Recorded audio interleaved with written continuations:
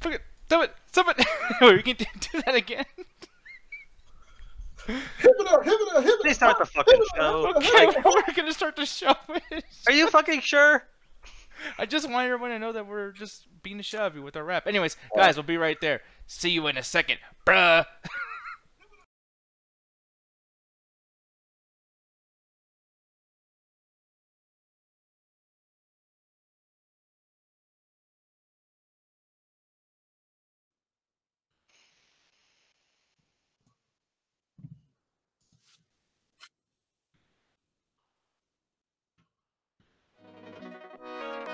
Ganjagura here. You guys are watching the MCA, the Midnight Chat Attack.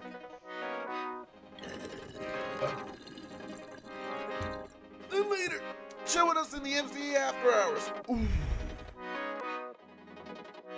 This is Double Toasted.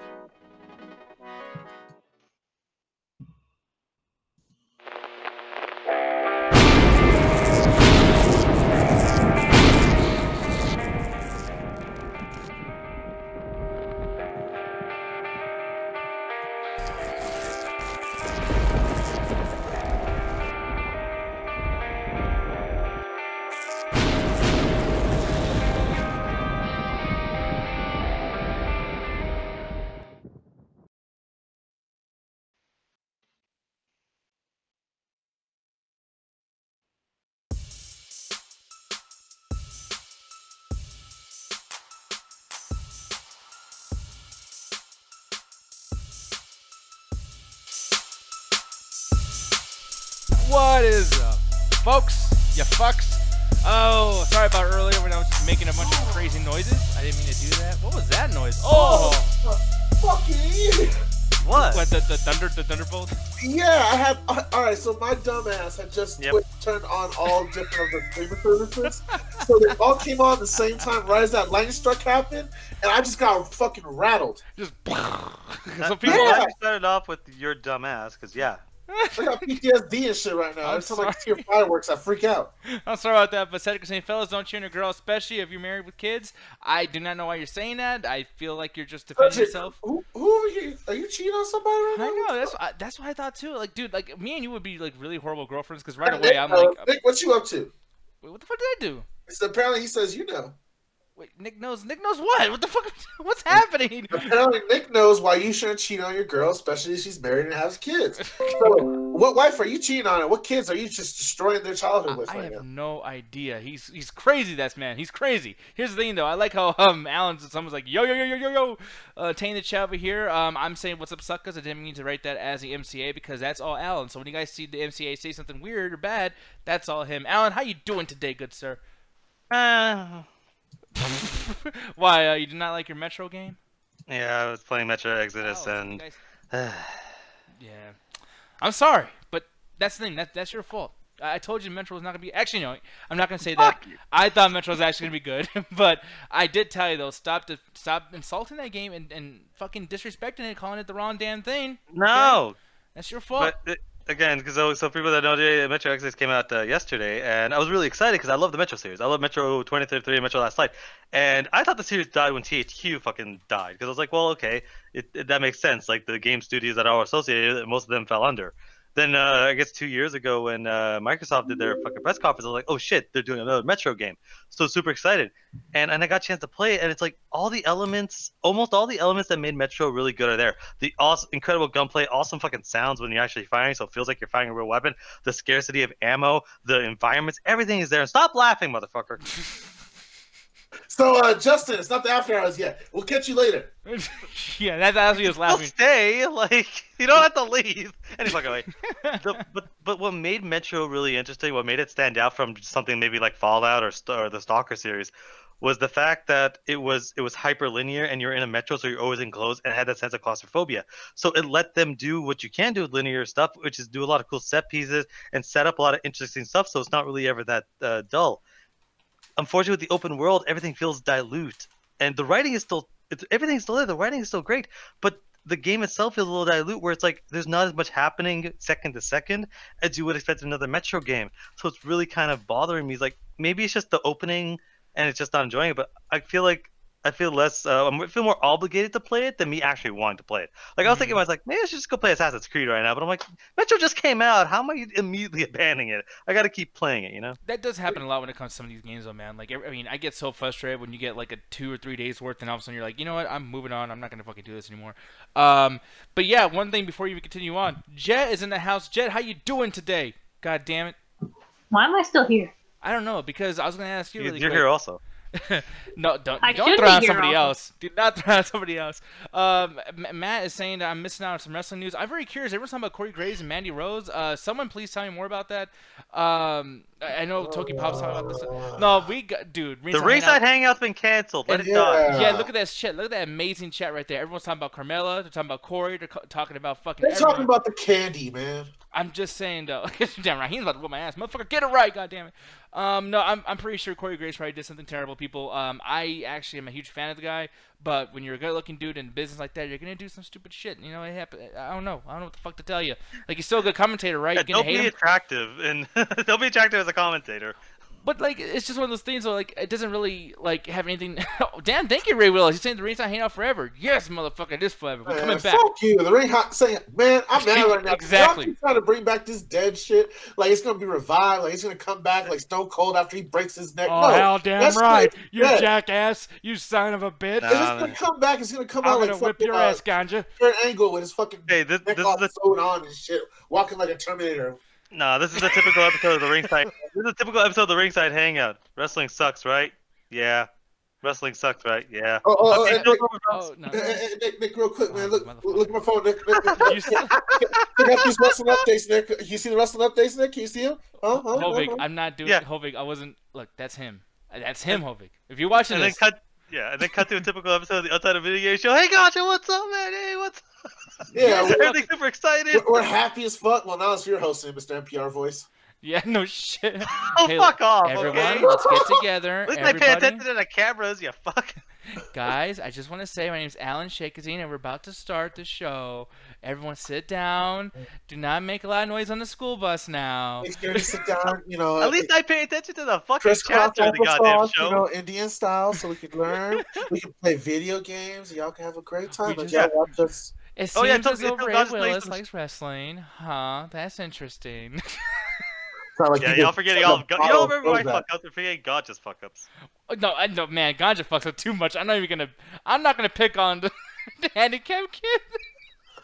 Man, why I gotta be like that though, man? Why can't I just be like, you know, autistic a little bit on the spectrum? I gotta You go break the fucking fuck up retard. so often, so much.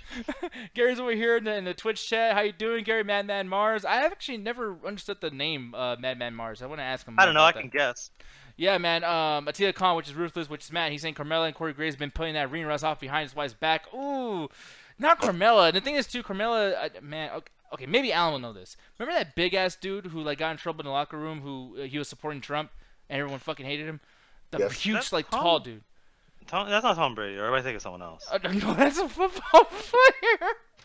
Yeah, that's what threw me off. Was like the last time I heard America make America great hat again was like, yeah, Tom Brady shit. Okay, no, but there's a guy named Big Cass, and basically he was a partner for this guy named Enzo who raped somebody in Arizona, apparently. Ooh. Okay. Yeah, so lots of bad things between those two, and basically his ex-girlfriend, I mean, she was with him up until, like, this whole fucking thing where he got fired for being a dick and etc. And now she's, I guess, so hurt by the situation that she decided to go fuck the commentator. So, kind of crazy. I gotta say, though, Carmella's an awesome person as well. Like, I don't know the story. But it's like, dude, shit happens. I don't know what the fuck to tell you. They're out there all goddamn year. You can't fucking get... And I know that Valentine's Day is over now, so now we can, like, stop being so lovey-dovey. But, dude, you're on the back to road your all the music. time. Like, why don't they take the girls or the husbands out on the road to have sex? Like, how can you trust somebody being out there by Okay. themselves like that all the time? Two things. I love how you just like not bring for companionship and love, not just to get fucked. And two, when usually they have some sort of life at home. Maybe they have kids. Maybe they have their Shut own up. job. Maybe they don't want to necessarily be on a stinky bus for fucking months at a goddamn time. Why does it Like, be that's, like, stinky? because you're a bunch of fucking men sweating on a fucking bus as you're driving from place to place. Motherfucker, you said the word Arizona. You ain't going through there without sweating fucking 8 pounds of sweat. Okay, dude, they're famous people. They've got airplanes and shit, dude, and fucking nice hotels. It's Do they not- though? Like, isn't that for like the really famous like headliners? Ones that are selling like mugs and shit, and t-shirts? Like, don't the regular guys or like the extra characters? Don't they actually do that shit? Like, they're on like different trailers and whatnot that go. Well, across- they'll get in a car for a little bit, then they'll stay at a place. It's just, dude, it's no different than like me. Like, dude, honestly, me and you, Ganja, if we had to go to every DT party ever every fucking 2 months, we ain't gonna be no stinky ass vehicle, whatever the fuck. You're gonna wash your ass. Yeah, but it's still exhausting though. It's still exhausting. You have to sit there, wake up early. You gotta pack. You gotta go to the airport. You gotta get felt up by security. Then you gotta get on a plane. But when you're with your loved one, it's all worth it. It's all worth it. Yeah, but then that leads you straight. It might to be some public display and shit. You don't know. I don't know why I turned to Daffy Duck real quick. You suck. Suck attached, y'all. That's Sylvester. I know it is. Can't say, well, I'm not hanging. We're just better. Yeah, fuck you. Looney Tunes, man. Sometimes I want to go full Warner Brothers. Leave me alone. No. No, I'm looking over you in the chat. Got to still talk shit. How are you managing to do this show, being in the other chats and talking shit and making fucking Daffy Duck impersonations? Like what? I don't know, man. I'm a talented motherfucker sometimes. No, you're acting like any of that requires talent. He's just fucking up in spectacular ways. By the way, people, look at this YouTube chat. It's fucking empty. What the fuck is going on with this YouTube chat? People, if you can't go in there, hang out with this. That's not what she said. What the hell does that mean? What does that mean? Means whatever you want it to mean. God damn it! You can't just go to that joke all the fucking time. Watch me. Watch me. Anyways, man, it's all good. We're gonna be showing the Twitch chat probably mostly. The reason why the YouTube stuff's there is just because I do want to get that audience back. Lots of people kind of left YouTube, and YouTube's probably the most easiest thing. Like for you, Ganj, I'm gonna ask you when it comes to streams and stuff, what do you like to use the most for like enjoying someone else's shit? If it's mobile, it's definitely YouTube. YouTube is pretty much the king when it comes to mobile apps. And you can watch anything on there, live streams, and it actually runs pretty smooth, especially if you got a decent to a great connection. Whereas Twitch, it's not built for mobile, and the app is just so fucking weird for me because it has a weird thing where it's kind of like Rabbit. Unless you know what icons to select and how to go to your library, it takes you like 15 minutes to add on to what you want to actually watch. And sometimes what it'll do is it doesn't go straight to the live stream; it'll go to the most recent episode.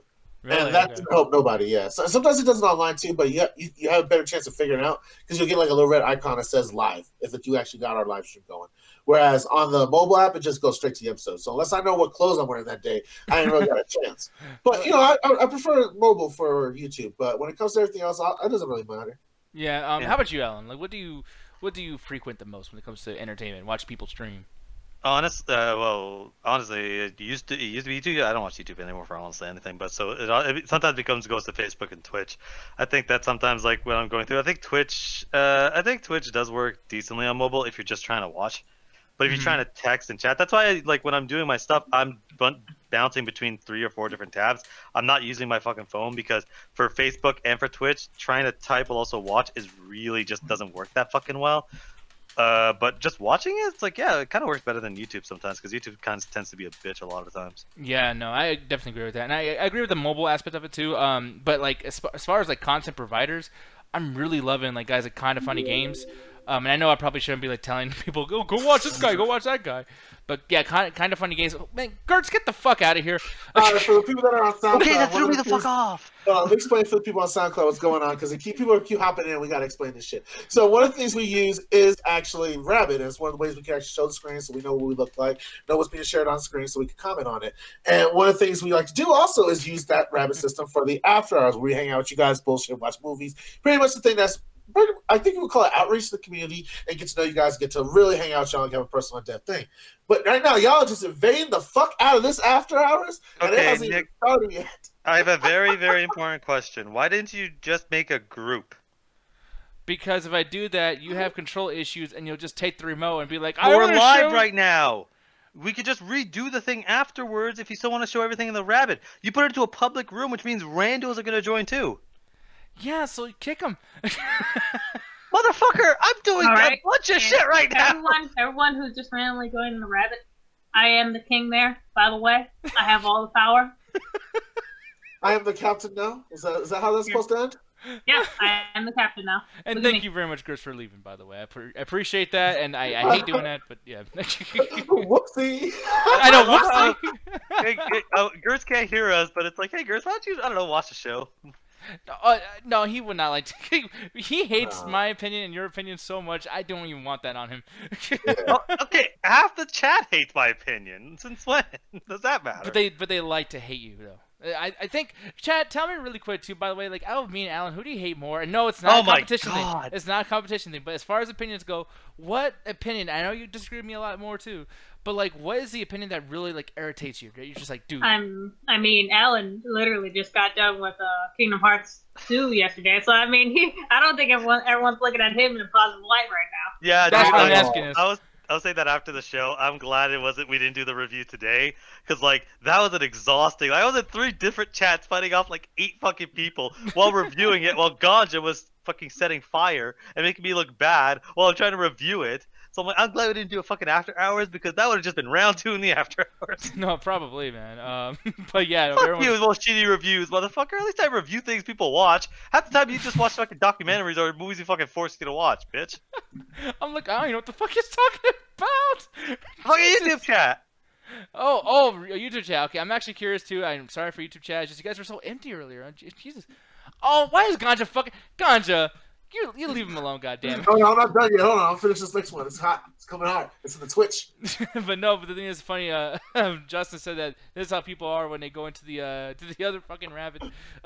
This is him just walking in. I gotta tell you though, dude. This Simpsons episode. On SoundCloud, it's basically the Simpsons episode where Bart works at a brothel and his grandpa walks in, sees his grandson, and slowly grabs his hat and just walks the fuck out. No, you've seen the fucking GIF. Like Abe fucking opens the door, walks in, spins around, and leaves. Like you've used the GIF before. Oh yeah, of course, man. But yeah, kind of saying he's mad because he sucks at games and does a game show. Well, that's you, the thing. bitch. I don't wanna. Oh, you think I owe you, motherfucker? You guys want to see sucking at video games? Go to the Facebook channel. Type in midnight. Go to Facebook. Type in Midnight Chat Attack. Go to the video in which Ganja plays Donkey Kong Country, and see how many times this guy dies against the same enemy in a row. No, that's an actually very, very legitimately hard fucking level, though, dude. Like, you know that. No, because we were both there looking at him going, how are you still dying? It was like the first as a video game player, you can go check out the Superman 64 playthrough, where I actually get through the first multiple levels, Alan. Not 1, not 2, but multiple of the beginning levels, because I am just that good, bitch. No, he wow, really I'm glad you found the most broken game in existence to fucking be good at, but Donkey Kong Country, I could play a game that doesn't hold my hand, sir. Suck my balls. Anyways. It doesn't hold your hand. It kicks you in the nuts while you're playing it. You managed to find a broken-ass game and actually somehow managed to circumvent, but you play anything else that's somewhat normal, you fucking suck at. Ruthless, how dare you said Denise is better than both of you, Nick? What the fuck is that? We should start R.I.P. our reviews like this. So Ruthless. Ruthless can rub one out. Also just trying to figure out what circumvent means. Oh, what? Go around. Anyways. Undermine. Why do I... Oh, it's okay, man. Hey, well, here's the thing. We don't know why you use big words and why you suck at video games. Nick, just continue. Yeah, we are going to be continuing. We're going to be Fuck continuing you. right into... I caught that last part. You ain't slick. The movie, TV adaptations, and the high trains that are going to be dying. Because here's the thing, man. And I don't know how many of you guys over here in the chat are watching the What's in the Box shows, which you very much should. It's a live stream they do every Saturday, 3 o'clock, CST. Really, really good stuff. And they did one of their best episodes today, talking about Doom Patrol, or whatever. Is that what it's called? That's a really silly name. Oh, you're right. It's a stupid-ass name. Yeah. Oh, the Babe Ocean's up in here. Oh, my God. Fucking, I love this stuff. The Thick did not need that many C's, though. Holy shit. But no, dude, like, Doom Patrol is, like, this huge fucking thing. I know that Titans was something that was, like, light for one episode, and everyone hated on it. And everything DC is, like, cool to hate DC now. But yeah, like Doom Patrol's gained some hype around it, man. And Umbrella Academy, whatever the fuck. I thought that was Resident Evil property at first. Yeah, Jen said that in the fucking chat. Yo, man, how's this connected to the T-Virus and Resident Evil? I'm like, shit, how did I not think of that? Exactly. No, but I gotta tell you, man, it's weird to see all this stuff happening. I didn't watch those shows. I don't know if they're good, but you said that you did watch Doom Patrol. We'll probably talk about that later on as far as Flex and Show goes. But right now, I'm very, very curious. Do you feel like it's hype for the sake of hype, or do you feel like these shows actually are that good? At least Doom Patrol. Honestly, it's so fucking surprising because, and I'll go more into this, I think that Doom Patrol earns it. And I don't want to go too much because obviously when we do the review I want to explain, but like, I think Doom Patrol earns it in spite of the DC, because Titans is fucking trash. Mm-hmm. But everyone's favorite episode was a Doom Patrol episode. And it's because it's good. Like, it's really, really good. And I think that is one of those situations where the show itself is calling itself out because it assumes everyone's going to hate it. But everyone's been giving it positive reviews, and I think it's because it's legit. It's legit. It's actual quality. It's not a situation where Titans, where it's trying so hard. When you watch a show, you're like, they're putting effort in here. They're putting a lot of effort to make this work. Yeah, and I feel that's the case too. When I'm just looking at the trailer, I'm just like, oh, it looks pretty cool. And I thought the same thing with Umbrella Academy. I cannot say that. That's a weird. I don't know why my mouth. I've not checked that out yet, but I love Ellen Page. I love her so much. I don't. But that's cool that you do. Like, I mean, I think lots of people love her. I just certain things that she does. I'm just like, okay, do you like this because you like this, or you like this because she's pretty? Like, I don't know. But the thing is, though, it's like everyone's freaking out about the show. And I'm almost thinking, like, you know what? Has there been enough time between now and, like, Justice League and Batman v Superman, all that bullshit, for people to actually, like, just kind of get done with their hatred for that? And Jed, I'm going to ask you, are you over the bad DC? Are you willing to give them a chance again, or no? Fuck no. Why is that? No. You should be judging each thing on whatever the fucking new thing is. Like, you should judge it for whatever it is, not whatever they did before. Justice League literally made me so fucking mad that I don't want to actually give anything else a chance. Yeah. Wait, not Batman v Superman? Because Justice League was, I think, better than Batman v Superman. Yeah, I only saw... No, Justice League was, in my opinion, way fucking worse. I only saw, like, I didn't see all of Batman v Superman, so I can't really add that on. And also, I didn't see the extended version either. Which was a lot better. And then I didn't hate Suicide Squad, but it was still a movie. But Justice League just pissed me the fuck off. Yeah, like, I know it's not popular. Honestly, I think Batman v Superman is way better than Justice League. Like, I don't hate Batman v Superman. I think it has some problems, but I like the movie. Yeah, and that surprises the fuck. I mean, Ganja, I know you don't have a dog in this fight at all, man. But then when you saw something like... But see, I noticed that you like older shit. And I don't know if this actually is older. It's just like some kind of weird, like they're making you think it's older. I don't know if it's a period piece, but Umbrella Academy is very like highbrow. Like, hey, I mean, they're like, acting goofy within it, but it just feels like the setting that they're in is a little highbrow.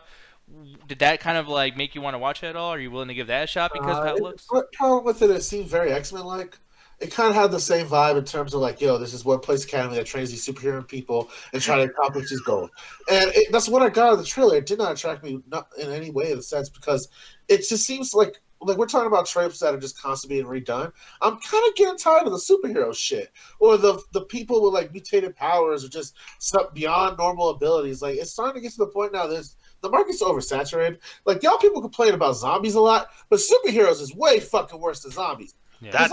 That's your opinion. Because at least zombies come out maybe for Halloween, a little bit towards now they do. February. Hey, there was a flood, man. But even with the flood, you still have like 3 Captain America movies, a Hulk movie, and a That's Thor because movie? they're more popular. The only reason the zombies died is because people got sick of that shit quicker. No, like that's my point. Honestly, because people get sick of it quicker doesn't mean it's not still a fucking trend that it's just keep going and needs to die. Like everything that comes out now is a superhero thing. Everything in the CW is superhero. Like the fucking Disney streaming services are taking over superhero products now and trying to do Marvel stuff with the Rocket Raccoon.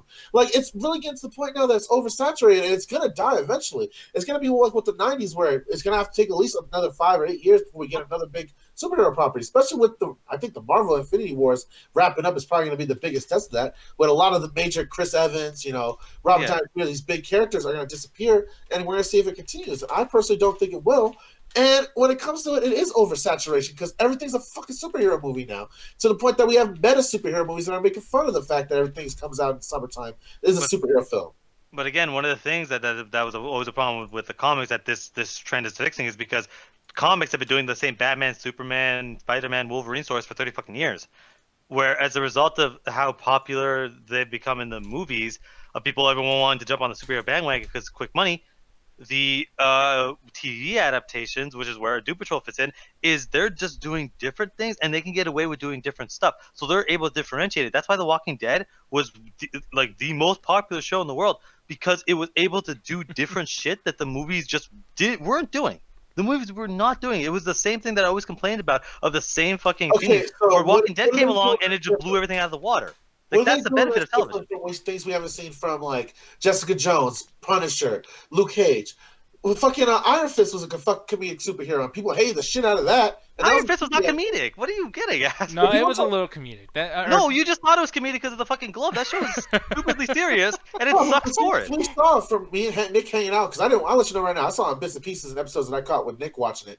But in terms of that, I saw it was way more light toned than other ones. So, like, what can it really do differently? Because even if the aesthetic is kind of X-Men, it's trying to get you on that novelty factor of like, oh, it's an academy of people that know what's going on. And they're going to be trained by these people that are special government types. Like, I'm kind Well, do you want to know the difference between this and X-Men? Alan, all right. Here's the thing. I'll tell you the difference. This is probably not going to suck. All right, see, that does that. All right, Bitch. that holds no water. I'm not talking about. No, I can tell myself. I fucking hate X-Men. I'm the biggest portrayal of X-Men. And yes, just because it has some similarities, like shows nowadays, like they know that there's a lot of oversaturation. So you're seeing a lot of different shows trying to do different things. So I'm curious what Umbrella Academy is going to do to differentiate it. Because if it's trying to be like the X-Men, because 2 shows on Fox that nobody fucking talks about are the fucking Legion and The Gifted. I think that's what the show's called. Yeah, The Gifted. The Gifted, yeah. The Gifted is fucking amazing. It takes a little while to get going, but it's the typical X-Men stuff. But because of the television, it's able to take its time more, and it's able to actually flesh out these fucking characters. Does it play really safe though with the violence and everything? Like, is it very TV friendly or? They don't like it. They don't have like blood and guts, but they're killing people. Like, people are dying in this. Like, people are getting shot. It's like they're not gonna sit there and like they're not Deadpooling it and people are getting cut in half and blood everywhere. But like, there's major characters that are just getting shot through an interrogation. Like, one of my favorite things was like, it's a TV trope that I fucking hate is when they get 2 people and they're like, oh, if you don't fucking tell us the information, we're gonna shoot your friend. I'm like, yeah, they're gonna give up. Yeah. As soon as the first time the guy goes, I'm not giving you any information, guy just shoots the main character in the face. Yeah, that's instead. Holy shit! I would think that would piss you off though, because you really hate when people do like quick deaths like that, or like not building certain characters. Like, you always get mad when shows do that. So it's really surprising that like right now you're saying that in a positive light. I'm saying it in a positive sense because we talk about tropes a lot. Tropes bother me more than anything in the world, because like seeing the same old fucking trope of like, oh, maybe I should tell this person something. No, I'm gonna wait for fucking 3 episodes before I reveal it. If you could circumvent the trope, the thing is, it was done well. It wasn't done cheap. Like, it was like, this person is a bad person, and it worked. Like, it worked within there. Like, any other situation, I'd be mad, but it's like they were able to build it up within the show, and they're able to circumvent the trope. That's the benefit of these shows having over the movies. Is the movies, they have to be this formulaic, where the TV shows, like, I hope an Umbrella Academy ends up being good, but a lot of shows, especially like not so much the Marvel shows, but like a lot of shows get to circumvent these tropes and a lot of stuff that the movies are doing and spend more time so you get a chance to do different stuff. Umbrella Academy, one of the things I'm looking forward to it is because it's something I've never fucking heard of. It's not the same old tired stuff that we see in the fucking movies. Like, I've never heard of Umbrella Academy. I'm curious what the fuck they're going to do with it. I have. You got to go watch the Resident Evil series, bro. I feel like someone's going to make the joke. Like, I feel like it's modern enough someone's going to it's too easy, man. If you don't make that joke, you're a whore. No, because the one thing I want to bring up too, and that's something I've been bringing up with the chat this whole time while you guys were, flirting in your very angry version of flirt. The thing is, that's all. He just needs to learn that. The thing is, though, I was going to ask is, what hype trains do you think will die faster, the TV adaptation hype trains or the movie or cinematic hype trains? And I feel like the movies will, only because of the fact, and I talked about this with Alan before the show even started, where it was like, when you do a movie and you fuck up, like, you have another 2 or 3 years and all this fucking money and all this budget to spend on just redeeming a big fuck up. But then, like, with the TV show, because it doesn't cost much money, it's like I can fuck up on episode 2 and 3 and get you back with 4, 5, and 6. You know what I mean? And then, even if it is a big bomb, if there's enough interest in there, it's like, the studio execs will get right in there and say, hey, guys, listen, season 2, we're doing it fucking this way. You're wrong the first time. We'll give you another chance. And sometimes season 2 completely saves a show. Like, Dexter, I think, is a big example of that. And I'm not saying that, it's not like an adaptation from anything. It's just a fucking TV show. Yeah, no. I kind of agree with you, actually. Yeah, well, go ahead and elaborate on your point of that, actually. Because the thing is, when it comes to movies, like, and I guess to Ganja's point, because I do kind of agree, it's like the movies, like, everyone wants to jump on there because it's something I was having a conversation with a buddy of mine of why don't they ever put Batman on television or Superman on television. It's because, and this was when Guardians 1 was coming out, I'm like, Guardians 1's going to make $1 billion in a month. All the CW superhero shows combined make $1 billion a year. All of them combined, they have like 7 shows. But that's a lot of production. That's not as much money as a movie, but it's a lot of production, it's a lot of time, and that takes a year to make all that money. But the thing is as a result, they're able to do, they have to do different stuff because they can't rely on special effects. When you watch Age of Ultron, that movie is a special effects haven. There's so much good and sometimes CGI, but there's so much good stuff going on. But that movie cost $250 million. But then when you watch something like Arrow and you see CG, you're like, ugh, that's kind of bad CG.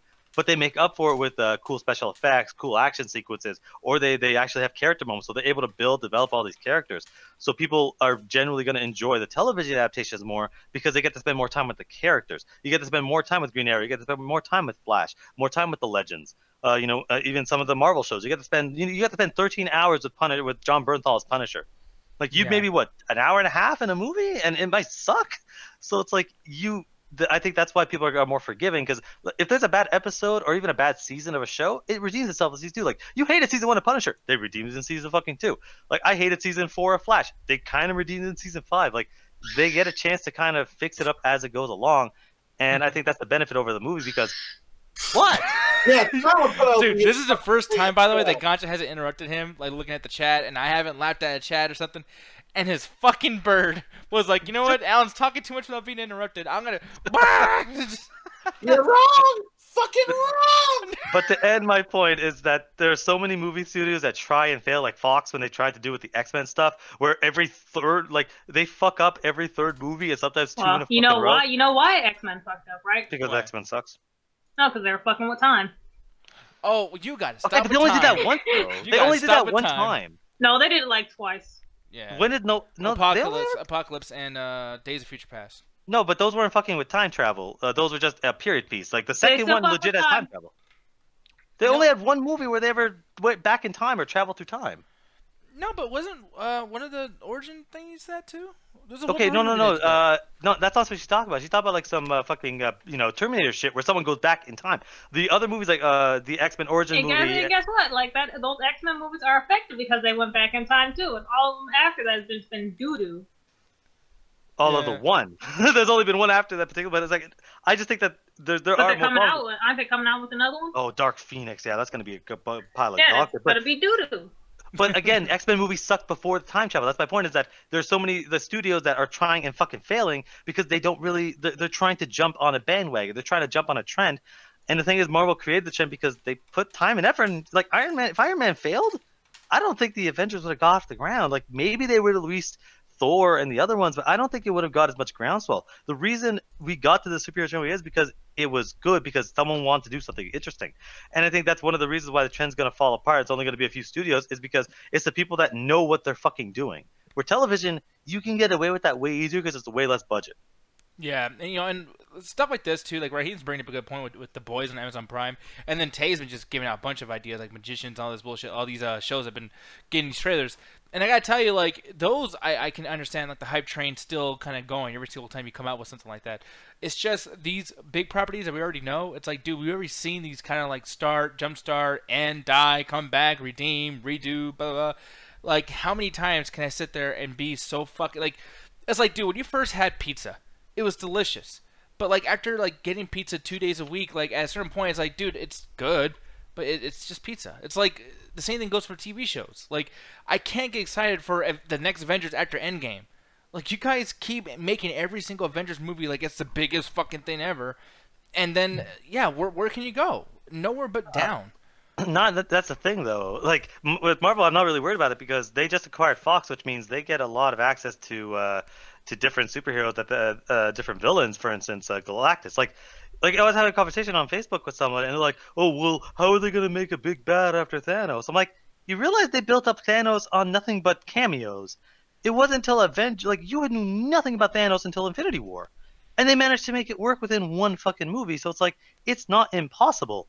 Like, if they want a situation where they pick Galactus, who's this huge fucking threat, they could just basically, in the same way, they just build him up over cameos and then have a good movie. Like, it's one of those things where everyone always says, well, how are they going to do this? They said after the first Avengers, like, how are you going to make a movie better than the Avengers? They kept going. Oh, how are you going to make a better Captain America than the Winter Soldier? They kept going.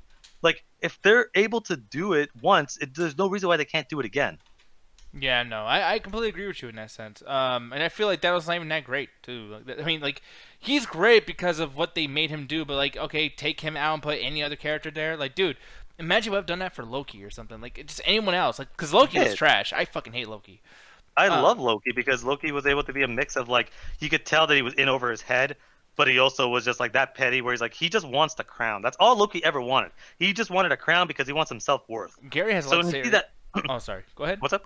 Oh, no, I was going to say, like, that's all Loki ever wanted from the first Thor to almost honestly every single time. He's like, all he wants is because he feels, because again, him being adopted, all this stuff, he feels like he is so insignificant that he is trying everything he can do to have some fucking self-worth. So when you see on the Avengers where it's like there's situations where it's like he is trying his best to make himself feel like he is something. So he's working with that, like he's working with Thanos at the time, just to actually get somewhere. He's getting armor, he's getting all this stuff because he wants to feel like he's somewhat useful. Whereas Thanos is something completely different. Or even throw in Zemos. Zemos is simply just trying to get he's just trying to destroy what he thinks. Like the world thinks the Avengers is this great force, and he knows they're just full of shit. They're just men. They're just assholes.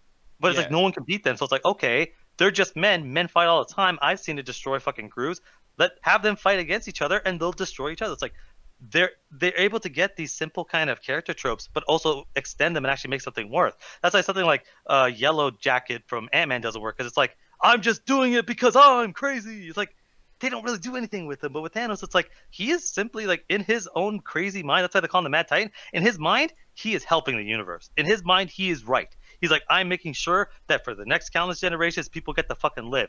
But he doesn't get the fact that in order to do that, he has to kill trillions of fucking people. Yeah, but that's not original, because right before that we have Killmonger, who does the same thing. Yeah, and Killmonger, and Ultron too. Exact same storyline. Not exact same storyline. Like with Ultron, it was a situation where he was just like, okay, how am I gonna fix the problems? Like, okay, he's wiping out everybody. He's just like, fuck it, clean slate. He's basically doing the old Testament with God. It's like, well, let's do a flood. Essentially, that's why he's in a fucking church at the end of the goddamn movie. And Killmonger is doing it for revenge. He is doing it to pay back. He's like, you know what? These fucking white colonists spent their entire fucking, all the country just killing us and enslaving us and murdering us. We're going to kill everyone, including their fucking children. He's doing it out of anger, out of revenge. Where Thanos, like, he feels like it's a mercy. He's like, I'm helping you.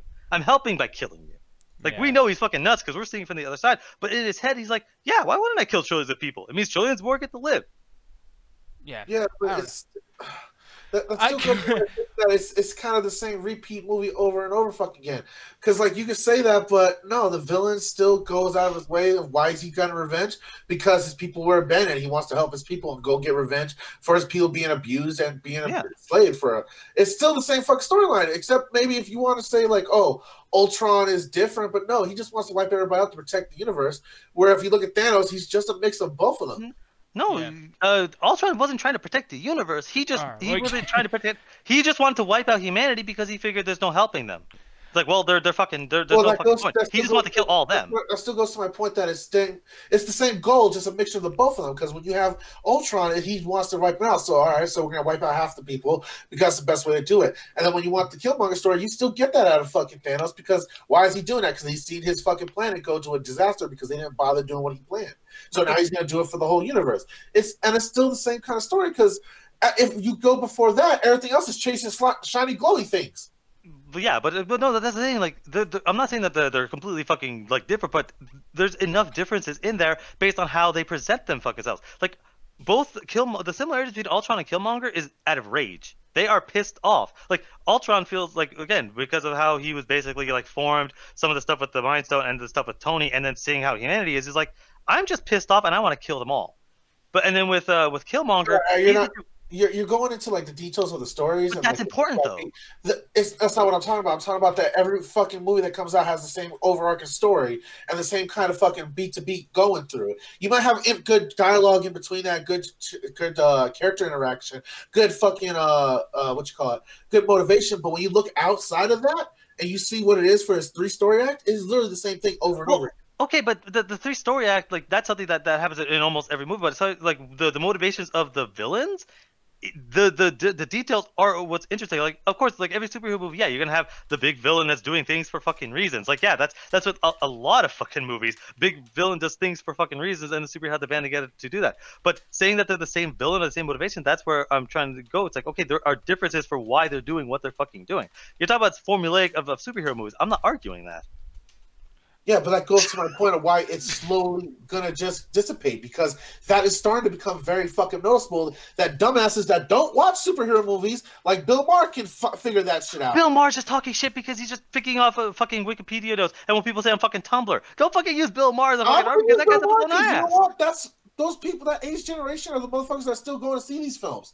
And you know what? They are seeing it closer than we are when it comes to, like, oh, it's just the same repeated storyline over and over again because they don't have the same invested value. No, because they're being blinded by their own bullshit. Because, again, that doesn't explain it. Like, we have invested value. We care about the characters. We actually like the stories. So we will ignore that overarching same by the number bullshit because I want to see what Iron Man's new storyline is. I want to see what the new villain is. We're willing to forgive that, but eventually it's gonna just turn to like, how long are you gonna let that go? Are you gonna wait until we got like level like tier 4, tier 5 villains, and then we're still gonna call it a good superhero movie because we got to see Iron Man version 2.3? But again, we're not blind by the fact like, these movies are actually garbage, but we love the superheroes so goddamn much. Because do you remember how pissed I was at the first trailer and calling Thanos a massive fucking bitch because of the comics? Like they're able to make like, and I'm sure like I'm not talking about the comics because comics go fucking crazy. No, but what I'm saying is that the movies are fixing that. Is what I'm saying. Like they're able to change things up and do as long as they're able to consistent quality. Because what you're talking about is what's happening with the X-Men movies, where they're formulaic and they're trash. Like they're not good. X-Men is not out of the genre of superhero though. But my point is the quality though. Like if they're able to come with consistent quality, that's what's important. That's why Thanos and Infinity War works, because the movie has quality to it. Whereas versus something like a X-Men Apocalypse, which you could almost argue it's like, okay, he's trying to do some, trying to do almost the same similar thing to maybe Ultron or maybe Killmonger, but that movie fucking sucks. Like you want to compare two things, compare fucking Apocalypse and compare Killmonger. Okay, are doing similar things.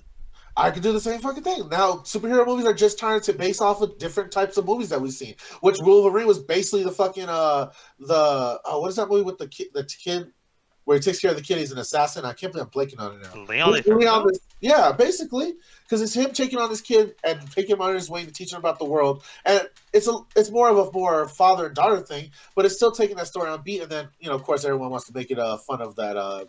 I think it was the Sony game that came out. I can't believe Last of Us that took a lot of story beats from that. But besides that, you're starting to see that they're starting to cannibalize other stories and just putting superheroes into that, and that's not going to last long because eventually it's going to reach its boiling point where people are tired of seeing superhero films. But again, like that saturation is always going to happen no matter what. But them still coming out or them jumping to other media is the level of quality that we're seeing. That's why the X-Men movies, nobody wants to watch them anymore. Not because people don't like X-Men. People love X-Men, but the movies that Fox is producing is awful. That's why people are so excited for X-Men to be part of Marvel again, because people know what they're expecting when they walk into a Marvel movie. They know they're going to get a certain level.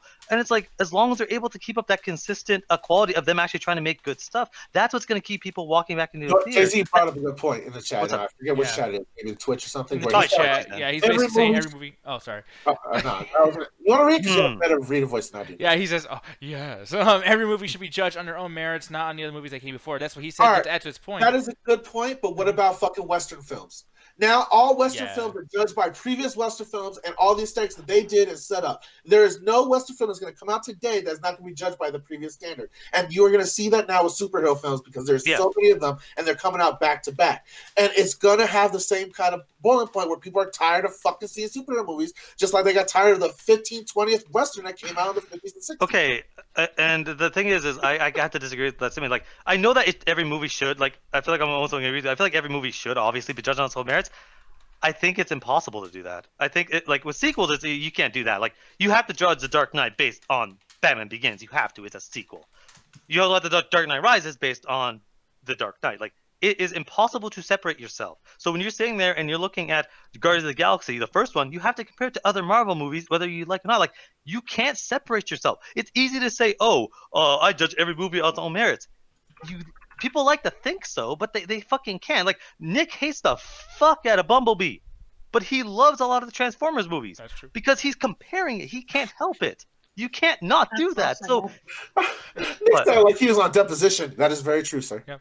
I'm scared right now. I judge every fight choreography based on the movies that I love fight choreography on. Like, you can't separate that. So again, to his points, like like Westerns did that, but it's like I was at to ask, like, we're in a situation right now where we have so much feedback so easily from people that we know, like, for instance, the Terminator movies. Like, the Terminator movies, like, instantly, as soon as they're fucking out, everyone knows they're fucking trash. But when you went back to Terminator 3, it's like, with the internet not being what it was now, it's like, it took a while for people like, yeah, this movie kind of sucks, because it didn't get that much groundswell. But Terminator Salvation and fucking Genesis were trash right away.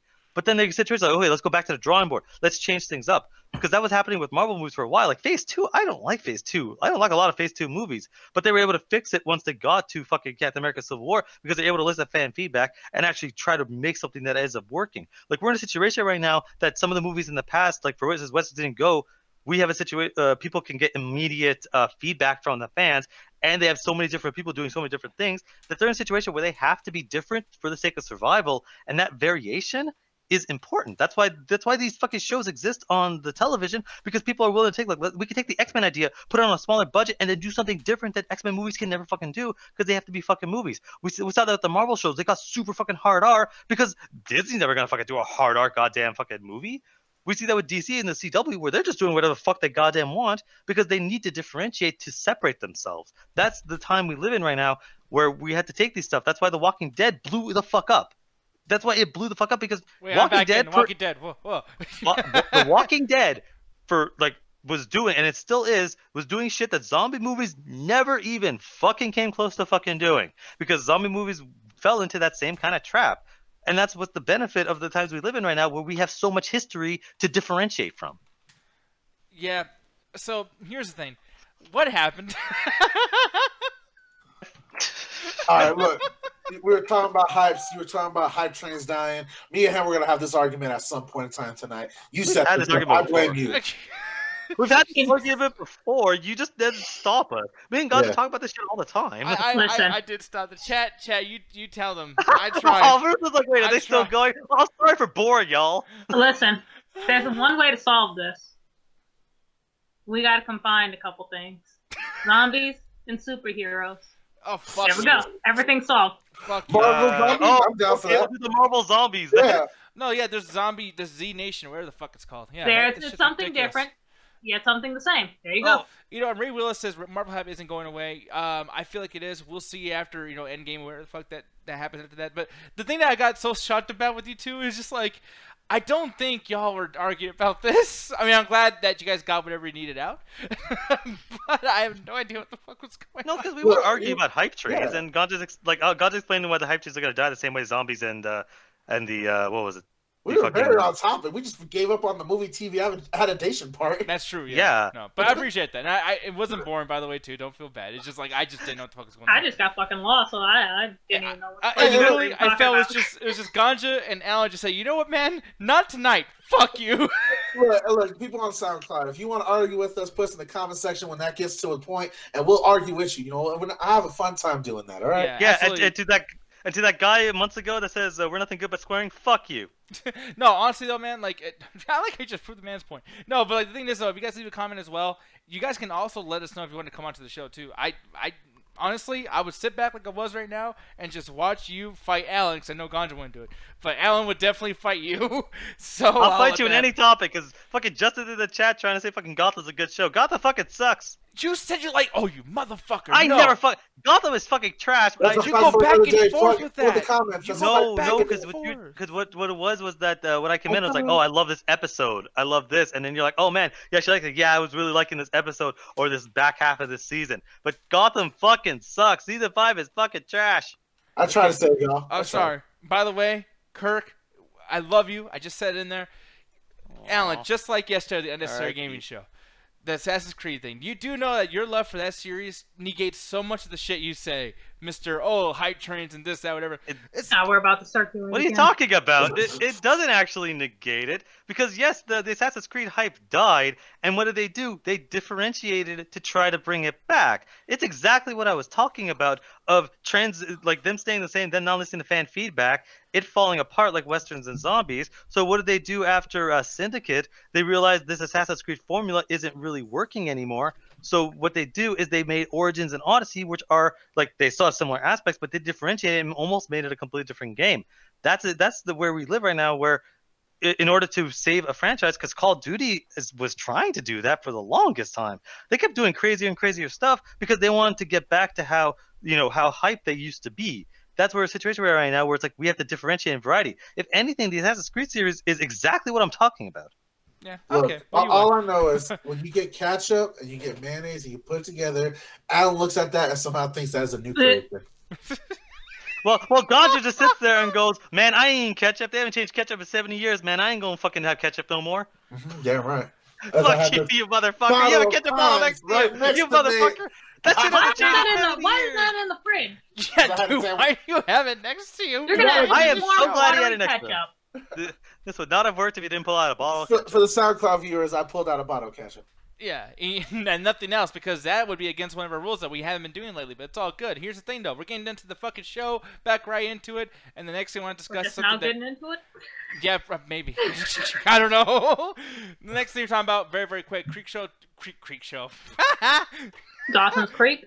No, Creepshow TV show, first look image. Now, here's the thing. I know, I'm very, very aware that I'm the only one who gives a fuck about this in this call right now, okay? I'm not going to lie to myself. You guys don't give a shit, but I do. And some people in the chat, including Gary Eakin, I know he gives a shit. I'm going to get you guys' opinion on this. So, Greg Nicotero, he's a guy who does the Walking Dead stuff, and he's done Dawn of the Dead and lots of other things. But he went on Twitter and actually showed an image of the first, look at the creep, the big ugly monster dude. And I'm going to show it right here. Voila. Alan, I'll ask you first. What do you think, my man? I really like Goosebumps. So, fuck you. This show's going to be a Goosebumps ripoff. Yeah. Oh.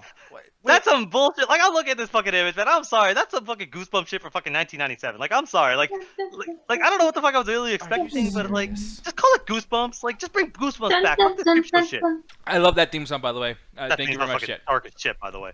But again, if it's good, like obviously I'll check it out. But like, yeah, it reminds me of an episode of Goosebumps, and immediately right away it's like, I just want Goosebumps to fucking come back. I want Goosebumps to come back too, which they did come back and they just weren't good. You got Jack Black doing the whole fucking thing, whatever the fuck. Still, kids are gonna like that stuff. You have to go with the kid, like whatever. You're not gonna get something that dark. By the way, too, like you get so much dark shit just in your like very obvious PG shit damn near with Iron Man and all this other stuff. It's like you're not gonna get a Goosebumps that's gonna be as badass as this. And I gotta tell you, dude, Creepshow, didn't that come before Goosebumps? Creepshow 1 and 2? I thought that was like already a thing. I mean, did the books come before Creepshow? I don't know, but I feel like they were at the same time. The thing is Goosebumps books weren't dark. That's the funny thing about it is they were actually pretty dark. Though some of them were really comedic. Like I remember reading a Goosebumps book when I was a kid, and it was one of the Monster Bloods. The way the problem gets solved is apparently Monster Blood has an expiration date. Okay. That's how the problem gets solved. But then you watch the fucking show, and there's this one episode where all of the farming equipment comes to life. So they try to spend the entire episode not getting fucking, like trying to fucking solve the fucking problem. And it gets to the point where they solve the problem. Everyone's they're having lunch, having dinner. They're all having a good time. And the little girl opens the fucking window drapes to see the fucking compactor driving towards the house. And then the episode ends. Yeah, you're like, holy shit, what the fuck just happened? No, there's a lot of stuff that was kind of fucked up when it comes to like the books. But the thing is, though, Creepshow was really, really fucked up. I mean, it gave me like my big fear of like bugs, especially like the cockroach scene from the first Creepshow movie. But yeah, dude, I'm gonna show you something really quick. But yeah, it did come out. It was in 1982 that the Creepshow movie came out, and then I think it was 19. Let me look back here again. 1992 when the Goosebumps books came out. So yeah, man, and I was actually surprised by that too, by the way, because I could have sworn the Goosebumps were already popular by the time I was like growing up. So that's very, very surprising. It must have exploded as soon as it came out. But yeah, man, and I'm gonna show you Creepshow. Like, have you seen Creepshow yet? That's the thing. I don't think I ever have, because I watched a lot of bullshit on television. Like Tales from the Crypt is probably the first thing I was thinking of, because it kind of does look like that too, because it was more of a live action. But it's like, I don't think I ever watched Creepshow, because honestly, until you said it, I thought it was a new show. Like, I did not know it existed back in the day. Yeah, man, because I'm going to show you something really quick, and it's from the movie. And there's so many, like, so basically there's a bunch of stories going on in the movie. Yeah. And, an anthology series, and it's cool, whatever. But, like, this particular one fucked me up, sir. I'm going to show you a little screenshot over here. Ta-da! Look at that, baby. Oh, it's fucked up. Hopefully you can see this in the rabbit. Oh God! Oh, okay. I do. For SoundCloud viewers, I am watching a man explode cockroaches, which I did not want to see. Think of the alien sequence, but wait. Catch them. You can eat them later. Ugh. Only Jet would be fucking munching and going, "Oh man, I get free lunch." And you have to realize, man. Well, yeah. Like, what else are you gonna? By the way, those are real cockroaches. Those aren't like stunned cockroaches. So? Yeah. I'm sorry if I'm making one feel Make weird. Make candy cockroaches. I'm not looking at that shit. Yeah, no, I'm so sorry. Because the problem is I'm watching 3 different streams, so it's at 3 different syncs, so I have to see it 3 different times. I'm just gonna cover my ass so it's over. Here, Alan, eat this. I will fight you. Dun, dun, dun, dun, dun. Crunch, Goose- crunch, I think it's crunch, over. crunch, crunch. crunch, crunch, crunch, crunch, crunch. No, man, it's fucked up though, and this is like not the only thing that was awful. There was way other shit going on. Even Creepshow 2, there was like this thing called the raft, and basically there was like some weird shit that was on the in the fucking lake, and it would like eat someone's skin off, and they were just like stuck out there, like just stranded. Like, dude, these fucking stories are so goddamn good. And now we're gonna get a TV show based on it, and it's like, yeah, it makes sense. But then at the same time, it goes back to just everyone overdoing shit. Sometimes we're about to get Twilight Zone with Jordan Peele. Why the fuck is this coming out now? Damn it! Yeah, well, yeah, it's that thing of like, hey, it's brand recognition, but then it also goes, it's like, can it work? Can it actually be different? Because like Mike, because one of the things we were talking about, I don't know if we ever talked about this on the stream, but I was having a conversation with a bunch of people, and I was like, well, Black Mirror was always touted as this generation's Twilight Zone. There's always like, imagine a world in which people rate each other like Yelp, and it's like that's the fucking episode. The thing about Twilight Zone is Twilight Zone was always back in the day. It's like always this weird like technoscience stuff going on. So I'm wondering like how are they going to differentiate it from Black Mirror? And I didn't see the Super Bowl promo, but apparently it was amazing. Yeah. So I'm curious like how are they going to actually differentiate it, because that is the most important thing. I think that's the one thing me and Ganja almost kind of agree on, because he's basically what he was saying with the whole past argument is that they're end up being the same. And I was always saying it's like, well, we're seeing the differentiation because of how transparent it's like. That is probably the most important thing with both Creepshow and Twilight Zone, and honestly, anything that fucking comes out. How are you going to be different enough that it matters? Because I never saw Twilight Zone. This goes from. I'm so glad Rufus brought it up inside the Twitch chat, talking about scary stories to tell in the dark. This is my problem. Everyone wants to go to these iconic, like really well known products because it's easier to sell and has that brand recognition. When there are these underground like niche things that were actually really fucking good and entertain people that were really into it, and that was Scary Stories to Tell in the Dark. They actually brought it in terms of horror for kids, and they were allowed to push it way further than Creepshow and certain things you see in Goosebumps. Because in their day, I saw Goosebumps in my Christian school. If you think about Goosebumps in a Christian school, it ain't that fucking scary. These things were banned there. So the fact that these things have been kind of just brushed over and no one has bothered to check them out, even with the scary artwork that you're showing right now for the people that are not listening to it, they're showing off the cover art that they did for the Scary Stories or one of the chapter beginnings. That shit brought me fucking nightmares. And that dude kind of looks to me like if I got stabbed in the face. Yeah, no. Well, no. And again, that's what the benefit of just like of how budgets and tech and everything works nowadays. To that things are cheaper. It's like we're starting to see this stuff. We're starting to see people that want to tell these weird, interesting anthology stories, because we're in a situation right now where people can accept anthologies. Like back in the day, it was weird because like in the 90s, early 2000s, people could accept it, but then after a while, it's like they want ongoing stories, or they want stuff like CSI, so like every episode like kind of matters, or you have these reoccurring characters. But now we're kind of in this renaissance again where we're okay with it. Like Black Mirror is an anthology. Every episode is like, except for maybe like one or two episodes, every episode is completely unique, and you don't need to know anything prior. Like I could show you like a random episode of season 5. I could watch Bandersnatch with you, and you're good. You don't need any prior homework. You just need to, hey, do your eyes fucking work? You're good. Like, that's all you fucking need. And if we're seeing that thing, and honestly, with the advent of streaming services, I think anthologies are going to fucking explode. Because you have situations where you have 10 episodes, you can watch it in whatever fucking order you want, and it's all right available, and you don't have any fucking background. That's why American Horror Story is still on the fucking air. Because I haven't watched fucking 7 seasons of that fucking show. I'm pretty sure I could walk into the next season and be fine. Like, that is such the benefit we have right now, and anthology services are going to eat that up and just be fucking exploding. Oh, and that episode Twilight Zone Season 2, Episode 1 sucked? Don't worry, the next episode is going to be fucking amazing, because we can do that. Yeah, no, I mean, I agree with you in that sense. By the way, like, I had to just go over to this picture, because it does look like Ganja. Ganja's just like, yeah, it looks like me, but got stabbed in the fucking face. Like, that's hilarious, dude. It looks just like that.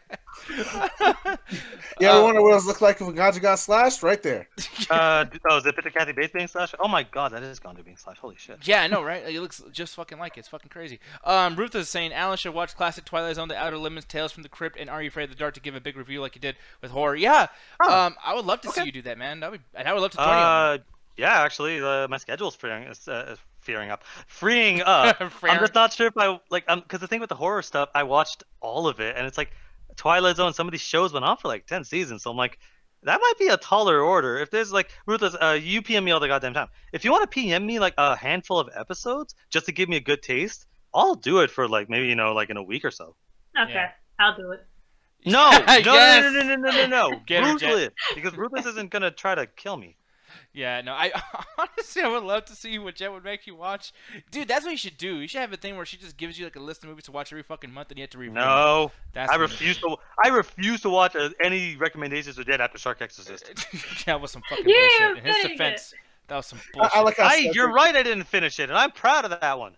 I like how Cedric's in the chat right now. Damn, I hope Ganja's girlfriend doesn't get ideas from that picture. Man, she's thought about stabbing me plenty of times already. She's done it. Possibly. Anyways, people, that's it for these particular things. Now it's time to get into some fucking flicks and chill. So when that happens, usually our boy over here, Alan Shakazine, is taking off his clothes, ripping his bra off and shit, getting into his thing. He wants to take his clothes off. He is. Wait, I'm gonna do it now. Don't worry, no dead air this time. I am getting my clothes off. Like I want to hear you sing that fucking song at a club and just see everyone react. No, never again. I did one karaoke and never again. I'll never sing again.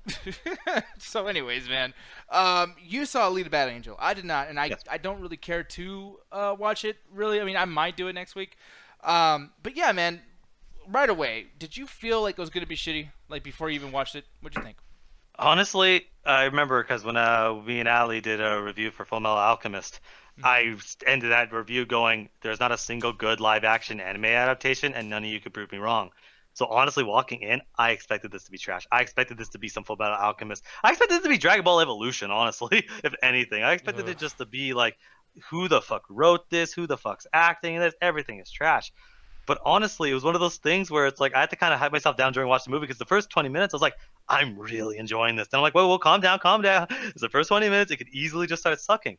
But one of the things I was watching, it's like the first thing that popped into my head is this feels like a movie.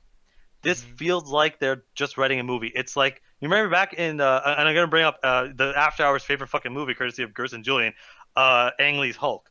When you watch Ang Lee's Hulk, it felt like they're trying so hard to be a comic book movie. They're like, let's do comic book stuff, let's do comic book transitions, comic book. But the movie ended up sucking. But then when you see the Marvel stuff, they're trying to be movies that are comic books. So they're movies first, and they're comic book adaptations second. And this is what the benefit of this is. You're dealing with the character right away. They're establishing the character. They're establishing everything that she knows and her character traits, and they're building on over the course of the movie. They're having one of my favorite fucking actors, Christoph Waltz, just doing his stuff, and you get to see like there's so much going on with him. There's so much background stuff. There's so much stuff that they kind of explain, but they don't necessarily explain, and they build over the course of the movie like you would in a regular movie.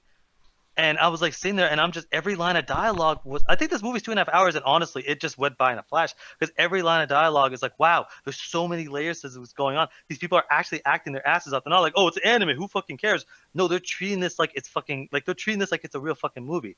They're treating this like it's high art. And then I was like, okay, cool. Is there action in this movie? The first action scene I felt was a little stiff. I'm like, okay, I see what you're doing. Like, it's good. It's well choreographed, but it feels one of those things where it's like the I don't know if it was the animations or just the actors, because there's a mix of practical and CG all the time in this. So I'm like, is it just the actors are just a little bit off? But I was like, you know what? Let's go to the second action scene. The second action scene is fucking awesome. So I'm like, okay, no, you probably just didn't know what you were doing the first time. That second action scene is fucking great, but they're always dropping all this story. It feels like Aquaman to a certain degree, where there's so much knowledge drop, but it all fits within the movie. And it's taking itself very seriously. It's doing some stuff. Like, it has some lighthearted moments, but it's lighthearted in not in the sense of let's just do a joke to cut the tension. It's lighthearted in the sense of like, it feels like an old 90s movie of like, hey, have her play this kind of sports game and just have her kind of have fun. Like, have her have fun on screen. So you're having fun with her. And you're seeing all this cool stuff. You're seeing all this weird tech. You're seeing this weird, interesting world. And there's so many weird, unique stuff that I was just loving it throughout. And then the ending happens. Yeah, like most fucking movies nowadays. Holy shit! Not even most movies. Like, honestly, right now, like, I still think that this is a high buy. I honestly recommend go out and watch it. Please watch it because this movie's gonna fail financially. You can tell with the flow. It's one of those movies that needs support. Like fucking Captain Marvel is gonna make $1 billion in a fucking weekend. Like, don't worry about Captain Marvel. Captain Marvel's gonna make his money. This isn't. I feel like this movie's gonna make. Honestly, right now, I think it's at $40 million on a $170 million budget, and its weekend hasn't started yet. I don't think this movie's gonna make past $200 million. I think the movie's going to be a huge fucking failure. And it's like, I almost want to go out and watch it a bunch of times. I know my contribution won't matter, but this movie, like, it desperately needs the fucking help of people, and I don't know if it's ever going to get a sequel. But I do want to talk about the ending, and I can talk about the ending without spoiling it. It is one of the worst endings I've seen. Not because it does some bullshit like Rogue One or does some other bullshit is because the ending just cuts. It's just you see some shit and you're like, oh man, I can't wait for the next 20 minutes. Title screen. You're like, I actively like, what the fuck was that? Like, I thought they were kidding. The best way to describe it is for people that have watched Infinity War. Imagine if the movie ended not after the snap, but imagine when he walks into Wakanda through the portal, you see Thanos, and imagine it just cut to credits. That's the ending of this fucking movie. It's just like, what the fuck was that? Yeah, and I'm wondering who the big bad is, because I don't think it's who we think it is, and I don't want you to even like confirm or deny that. But it's just kind of like, yeah, this has the potential of really pissing me the fuck off, considering the fact that they show a particular person a lot within this trailer. Yeah. But we'll see what happens with that. I do want to watch the movie myself, just for fun. I'm not gonna take it fucking serious. If you want to do a spoiler talk next week, dude, on Saturday, like maybe we can talk about that if you want. Good. To. Oh, 100%. I'd be down to do it because there's a lot of stuff I want to talk about with a lot of stuff. Because this movie isn't perfect. Obviously, there's some starts where I'm like, okay, but I felt like it tried. And I'm curious because I want to talk to Trey, who's a big anime fan, or even to Jed if she ever watches it. Because one of the things he said, he's like, okay, you're saying that this isn't trying so hard to be an anime movie, but I have no prior knowledge. I have no knowledge walking into Alita Battle Angel. Alita, fuck! I can't even pronounce the fucking name right. That's how little I know about this. The thing is I knew so much about Fullmetal Alchemist. It's my favorite anime. It's number fucking one. And I knew a lot about Dragon Ball. Like, I didn't know as much about Dragon Ball, but I watched Dragon Ball Z, so I kind of knew what was going on there. That's why I probably hate those movies as much as I do. So it's like I want to see what I really want to see what Jet thinks because she's probably at least heard of it or at least knows more about it. So I'm like curious if she feels the same way I do. That's a good movie. Then it's like okay, this is probably the best anime adaptation. Yeah, and I think Jet's the perfect person to go to for something like that because you really are like the end all be all when it comes to like the quality of of an anime or an anime movie. Like if Jet says nope, then that usually means nope. Thank you. I know. I'm just curious because I honestly wanted to come back and go. I wanted to come back and be like, okay, it was okay, but it was a good adaptation. Like I don't think she's gonna love it as much as I do. I love action choreography. You want to win me in a movie? Give me a half decent movie with really good action, and I'm gonna sing your praises. Aquaman is that. If Aquaman did not have good fight scenes, I'd be like, it was okay. But those fight scenes are like, okay, you just put a step up. To the extent when I said, oh man, I love Alita Battle Angel. Jet's first words were, was it a good movie or did it have good fight scenes? Yeah, no, but I don't know, man. We'll see what happens when it comes to that. Hopefully next week we can come over here and we can agree with each other and not fight, but we'll see if that's the case. Ganja Guru, you always got a big motherfucking mouth. How was Valentine's, which I do like that in the trailer, Valentine's Day. That's pretty funny. Well, that was one of those good things. I had a good time. I spent it with my girl. We talked, bullshit, watched some shows. She got mad at me for being about an hour late because I said, hey, I'll be there in 10 minutes. She didn't respond. Me personally, I thought I could have got thumbs up, a red, or something real quick. So it took me a little while to pop in since she was mad at me. But besides that, I actually got to check out this Valentine's movie as well after later that night. And for y'all to know, I'm a big fan of the Big Mouth series. It's a cartoon series on Netflix. And they actually did a special on the Valentine's, which is the whole thing about... I know so you watched a documentary. Pretty much. So, yeah, but... Alan, do you want to keep it around my interview? Yes. My review? Because I didn't interrupt you at all, so please shut the fuck up. I'm sorry. Anyways, as I can see you... So anyways... I will cut you too. Anyways, when it comes to my review, I want to talk about this because I'm a huge fan of the series, and I do like the idea what it's going through. It's basically a bunch of middle school kids going through puberty, and it takes on a lot of these mystical and like pretty whimsical elements with a lot of things that are to be serious topics. They have this one thing where Planned Parenthood, and they do it in these like very good montage ways, and it's appreciated. So basically, they did a Valentine's episode, and what this one takes around is basically what it was about, like how it is going to high school, middle school, trying to be a kid, really trying to impress the girls you like or the guys you like or anything in between. I don't know what y'all into. So when it comes to trying to do those Valentine's Day, and they actually do touch on it because there's a gay kid who doesn't really know that there aren't any really gay kids in his school. So for him to get a Valentine is extremely difficult, and they do touch on that. And they handle it in very comedic, non-judgmental ways or very pushy ways that it feels very fucking enjoyable. And one of my favorite creatures in the thing is called the hormone monster. And it's basically all the worst aspects of yourself when you're a kid growing up. So imagine a bunch of hormones raging. You're horny as fuck. You want to fuck anything as possible. And that is basically the visual representation that you get in Maurice, which is basically one of these horror monsters that you're showing on the screen right now. And he is one of my favorite characters because he just says some of the raunchy shit and are just pushing these kids to do the most things that I remember my testosterone trying to push me to do, but I had to be more reasonable when it came to it.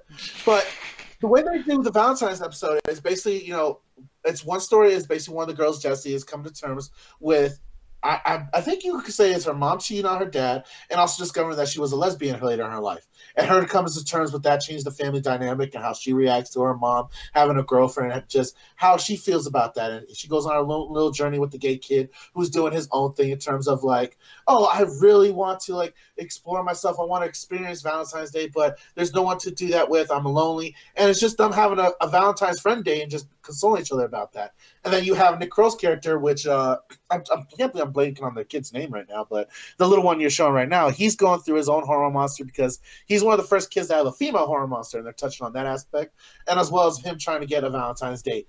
And the biggest thing here is they touch on something that happened to me growing up.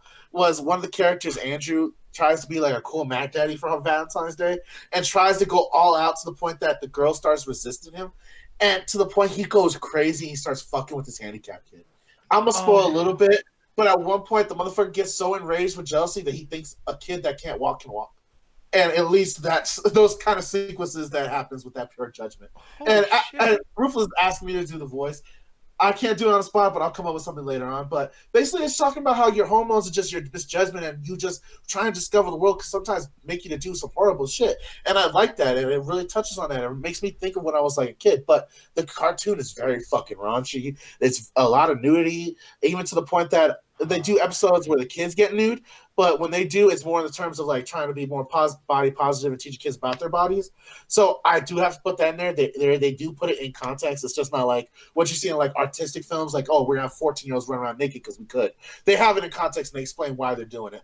So I like the series, and I think anyone that really can appreciate them trying to teach kids about their bodies in a comedic and very adult way, like if you're a high schooler or someone that's above the age of 15, you can really appreciate this show on touching how you feel and what you're going through. So honestly, I'd say buy it or definitely stream it and give it a chance, because it is a companion piece with the Big Mouth series, and it just continues the story. So it is important to keep up with the canon that's going on with the series. And Chris, we're not done yet. Come back later. God damn, man. Yeah, which console? I'm so sorry, Chris. I'm sending him a link to the fucking Twitch channel. Chris, I know you want to come. I know you want to have fun, Chris, but we'll play with you later. Oh, see, that's smooth. Hey, I'll say this: as far as the fucking public room, not a single other person besides Gertz has been joining. So, Alan, give into your inhibitions, Alan. Fuck the bird, Alan. Fuck the bird. No, I know you want to put those under fluffies. I'm immune to that fucking Maurice voice because I've had to deal with your ass for months. Give into your primal carnage, motherfucker. I have fucking enough self-control to not give in to my primal urges, man. I said primal carnage, man. I want you to go deep. Murder something. Yeah, what the fuck are you want me to rip apart? Like, fuck you. So here's the thing, man, and this is something I've been wanting to review for a very long time because I saw that Corey and Martin reviewed this way early. I didn't know what to think about this, but there's this movie called Green Book. And it's up for an Oscar or whatever for Best Picture. Don't tell Jess, he's gonna get mad. Oh no, she watched this with me actually.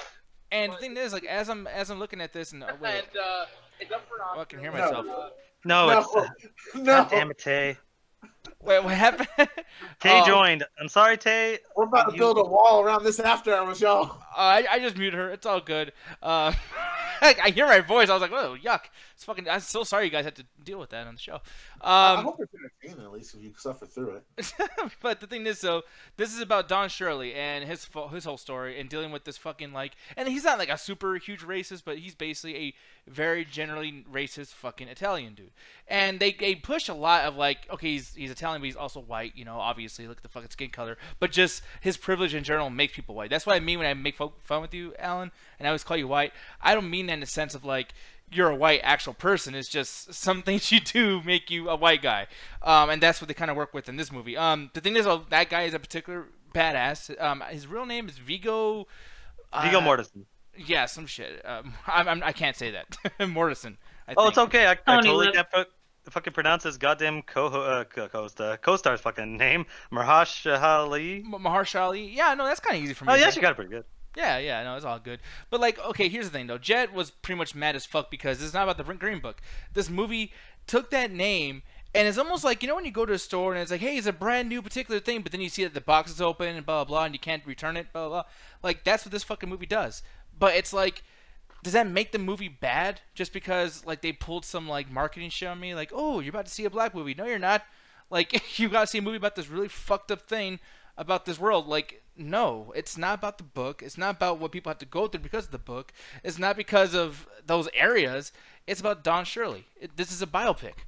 And it's fucking weird that I still love this movie. Jen, I'm going to ask you really quick, when you're watching this movie, how far into this did you feel like, okay, you know what? I have to get rid of this anger over what the name is because there is something of quality here. Basically, the complete main character is this racist-ass Italian dude who basically, right at the start of the movie, has black people over, has them drinking out of his cups, and he just throws the cups away. At that point, I'm just like, please, God, please. Yeah, and I'm telling you, there's a whole scene here where he has a piece of fried chicken, and he's like, hey, come on, you're black. You're supposed to eat the fried chicken. What the fuck is your problem, man? You know, eat the fucking fried chicken. And it's like, okay, that's annoying, but I guess, you know, the guy's so fucking stupid, he's going to say things like that. But then Mahershala Ali overly does this, like, no, I will not.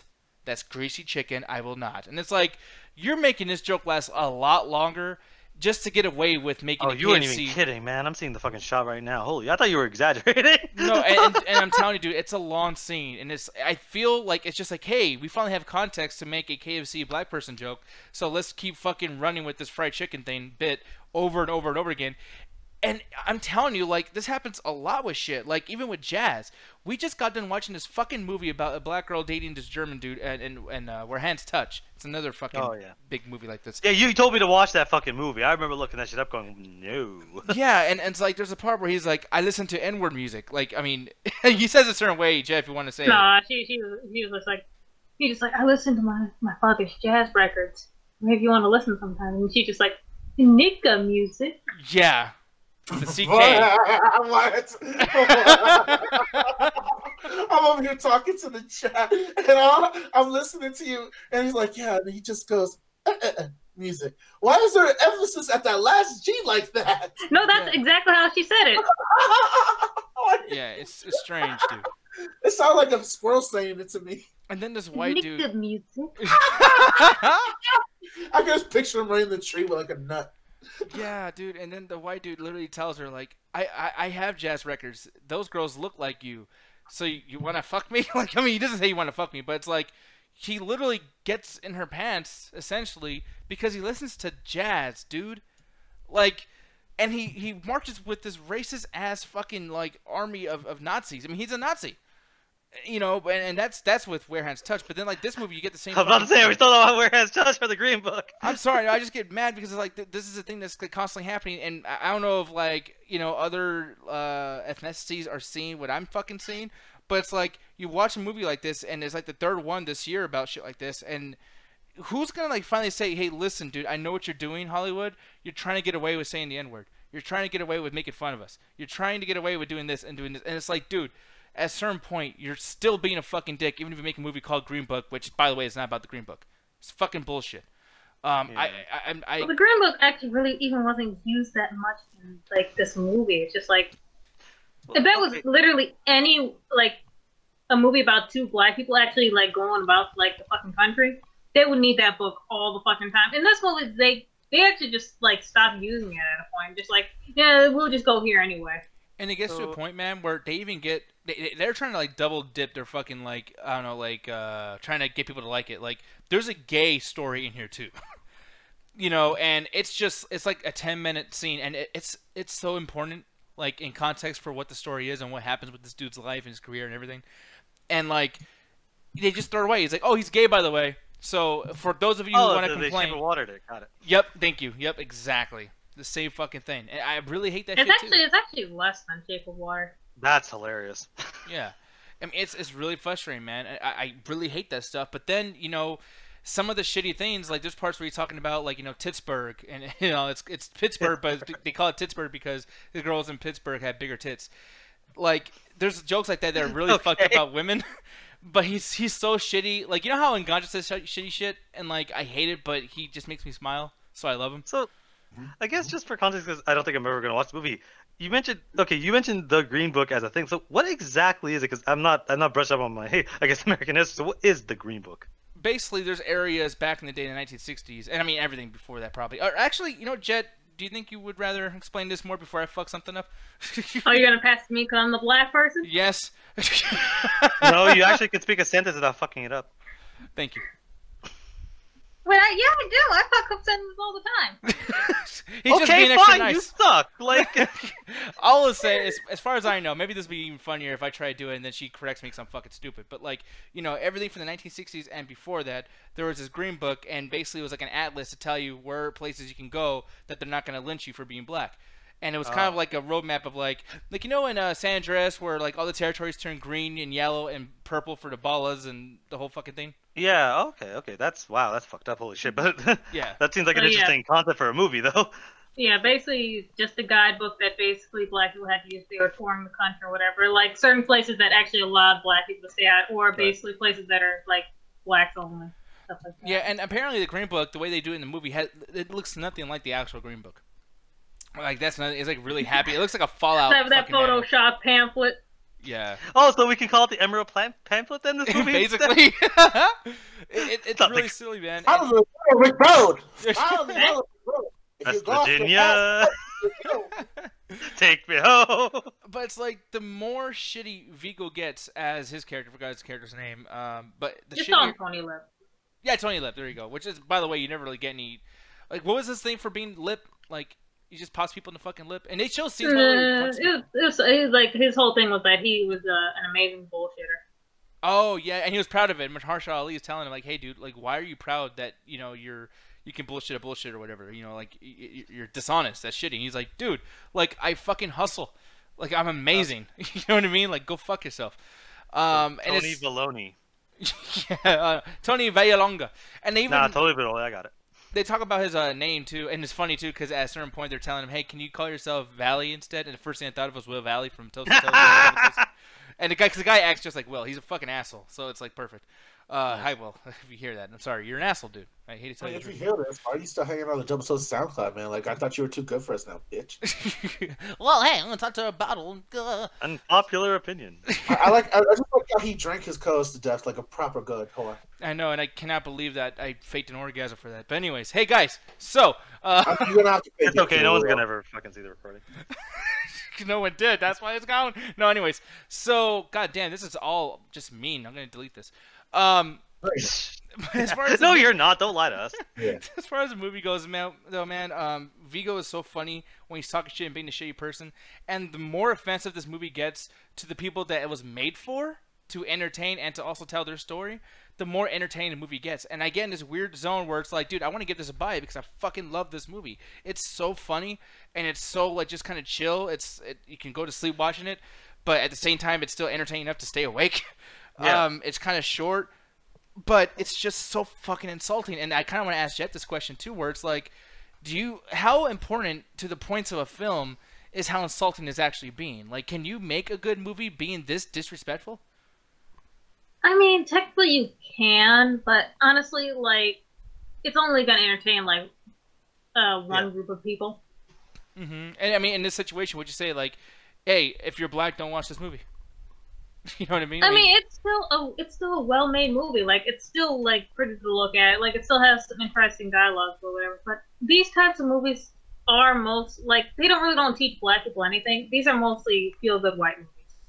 Yeah. So I guess the situation we're discussing with the other movies is this a good movie or an accurate movie? Because there's no darn movie. It's not no fucking accurate movie. Okay. I can fucking tell you right now. Yeah, because I think that's an important distinction that no one talks about, and I came up with this that basically that premise is with Bohemian Rhapsody, because a lot of people were arguing the accuracy there, but then people were enjoying the movie. So it's like, yeah, I guess this is a situation where because I know Justin in chat, he's basically saying he likes the movie, but it could be a situation where he likes the movie, but he just doesn't know anything, that this is just complete like BS, a lot of it, but it's still a well-made movie. It's like, I'm mad that it's not about the Green Book, because here's the thing, too, and I guess it goes back to the conversation that you and Gandra were having when you guys were having an argument about certain things about, like, not loops, but just, like, base the movie on what the movie is and not what it could be or what it was before. Like, this is a situation where that story for the Green Book, it didn't have to be about Don Shirley. It did not have to be about Vigo's character, Tony Lip. It could have been, like, imagine how scary that is as a black person. Like, think about that. Put yourself in those shoes. You can't go to places unless you have that book that tells you where you're accepted, or else you're fucked. You know what I mean? Yeah, you're like because that concept sounds like, I mean, I feel like they can make a really terrifying movie out of that. Yeah, that could be the next, like, while Get Out and Us are like separated via a year, this could have been the thing that was like between Get Out and Us. And think of it. Right now, basically, if you go into Google right now, you type in the Green Book, what are you gonna get? This movie with the poster of the white dude in the forefront and Don Shirley in the back. And the fact that Don Shirley, Mahershala Ali, like, he is the main guy here too. Like, everything's about him. Oh, that's the thing. Like, he is the main dude, and it's supposed to be mostly focused on him, but he's still a supporting character. I don't get that. He seems like a main character to me, or at least he should have been. And that's frustrating too. And it's just like, even at the end of the movie, like, you still do things where, like, I don't know. It's just like, I don't think Don Shirley would have actually reacted the way he did in this film. I don't think the story. I mean, obviously, we're talking about inaccuracy of the fucking film, but like, more so than that too. It's just like, if you're gonna do this and you're gonna like tell your own story, how the fuck do you not just take the idea of the Green Book and just create your own awesome fucking story? Like, dude, just when I heard that what the Green Book is, because I never knew what that was. I'm not black, and I don't care about American history, so I don't fucking learn this shit. And when I found out what it was about, I was like, dude, that's amazing. Like, imagine all that she can do. This is going to be a great movie. And it fucking was nothing like I thought it was going to be at all. Like, nothing. Not saying that's bad, but like, what the fuck? What are you guys doing? And the fact that this could win an Oscar, I got to tell you, dude, that's fucking rotten. Like, that whole thing about, like, Oscar's so white and, like, we're finally taking it back. No, we didn't. Minorities didn't win after Moonlight. I'm telling you right now. It's back to fucking Oscar so white, and it's gonna stay that fucking way. Because I'm telling you, if this movie fucking wins, that is complete bullshit. And no, Black Panther's gonna win Best Picture, man. Okay, and it's like, I kind of want us to win just for people that really love this movie, just be really mad about that, but can't really say anything because everyone will judge you. Yeah, it's just it's frustrating. But Jet, I'm gonna ask you. Here's a thought. Yeah. No, I'm just gonna ask you, Jet. Like, what would you rate this movie? And any lasting comments? Like I said before, like, my actual main problem with this movie is its actual name. It shouldn't have been named that. It should have been named something completely fucking different. Mm-hmm. The characters and everything, they were enjoyable to watch. Like, Tony Lip, his bullshitting and getting Shirley out of all the shit that he gets into was enjoyable. But the thing is, my problem with this movie is that, once again, it is a feel-good white movie. Like, yeah, look how far, we came. Like, me just becoming friends with this one black person is definitely not going to make me racist anymore. First of all, that's a goddamn lie. Yeah. Yeah. Like, I know for a fact that dude is probably still saying, the N-word and all that other shit, like, behind his back and all that other shit. Like, just because you can become friends with one black person does not mean you stop being racist at all. There was one part at the end of this fucking movie that pissed me off so bad. It's just like, you know goddamn well he would never do the fucking same thing for you. Ever. And I really don't even think that should even happen either.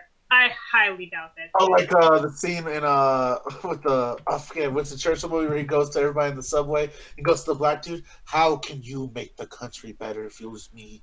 They know goddamn well that shit never fucking happened. He was probably just calling him like monkey and all that other shit just under his breath. No, he probably wasn't going out of his way to be racist, but he probably avoided him. Like, it's the British and it's Winston Churchill. He was racist towards Indians. He killed many of them. Exactly, they're British. Yeah, no, it's frustrating. With all that being said, like, I don't hate the movie whatsoever. I do have, like, and the thing is, I can't criticize it too much because technically it is a true story, based on a true story, so I can't get too mad at how it's being portrayed. It is definitely a white savior movie, but out of all that, I still would give it a screen. Yeah, like I said, I don't even disagree with that. I would say buy it only because of the fact that I see myself rewatching this. I feel myself, wanting to enjoy these guys' chemistry because Mahershala Ali, and by the way, too, this guy has chemistry with every fucking person he does something with. Even in Moonlight, I didn't even like the movie. He had chemistry. Daredevil, he was the best villain, and that fucking show died as soon as Cottonmouth died, man. And it's you mean Luke Cage? Sure, yeah, I fucked up. They basically are all the same fucking show. Can't even have a fight scene that's on the goddamn corridor. Fucking stupid damn series. But in Luke Cage, yeah, like, dude, as soon as he fucking died, like, it ruined it. Everything this guy's in, it's just great, and that's why I kind of want to watch Alita Battle Angel as well. But then, as you know, you said in your review, and I guess we'll figure this out next week, Alan. But it's like, you know, if he's not in here as much as okay. You'll understand when you watch it. He is in a lot of scenes in Alita Battle Angel, and he's good in it. Like, he is good in it. It's just there's something else. It'll make for everyone that's wondering what the fuck I'm talking about. Mahershala Ali is in the movie a lot, as much as he is in the trailers. When you watch the movie, you'll understand. Yeah, so, but yeah, man, I'd be mad if that wasn't the case, but apparently it's not, so that's cool. But yeah, man, I love this guy, and the other dude, Vigo, I want to see him more shit. I want to watch him do, like, a remake of Raging Bull or something, I don't know. But I love this dude. You know what I mean? He's funny, he is racist. Even the dude, like, in real life has done some fucked up, questionable shit.